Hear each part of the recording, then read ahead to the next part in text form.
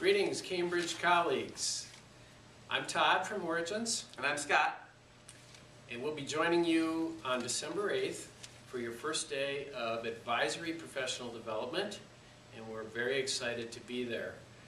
Today we're coming to you from a hotel in Madison, Wisconsin. Go Badgers! Where we rarely see each other face to face, but we wanted to give you a little kind of pep talk for next week. We're so grateful that you're going to be doing the facilitation.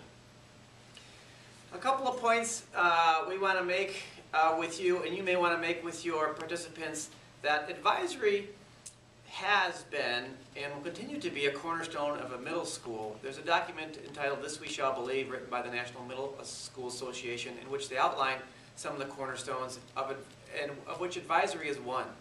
So I want you to consider how important this work is in creating a strong advisory program in the Cambridge middle schools. There's a couple of things you need to consider as a facilitator. Make sure you get the room set up ahead of time. Make sure you got a chart stand and your chart is all ready to go so that participants come in and interact with it. One of the goals of our work here together is to create a community of middle school teachers, and we've got you all grouped in groups of your teams in schools, so that this process will benefit creation of a strong community in your schools. So work hard to create a friendly, positive, open atmosphere in your circles. The other thing you want to think about is, this is a results-oriented process. We're creating something from this that we're actually going to use. So try to stick tightly to the guide so we all come out with the same understanding and expectations of what our advisory program will be.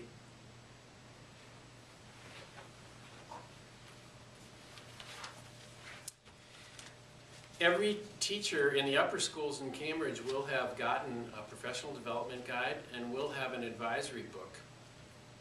We're also going to have a number of DVDs of Circle of Power and Respect that you'll be able to show clips from during the professional development, so I want you to know that you'll have those materials. In general, the professional development guide will have everything that you need. So if you get yourself familiar with that before December 8th and your facilitation, you'll be all set. I just wanted to mention a few things to give you a little heads up about what we'll be doing on December 8th.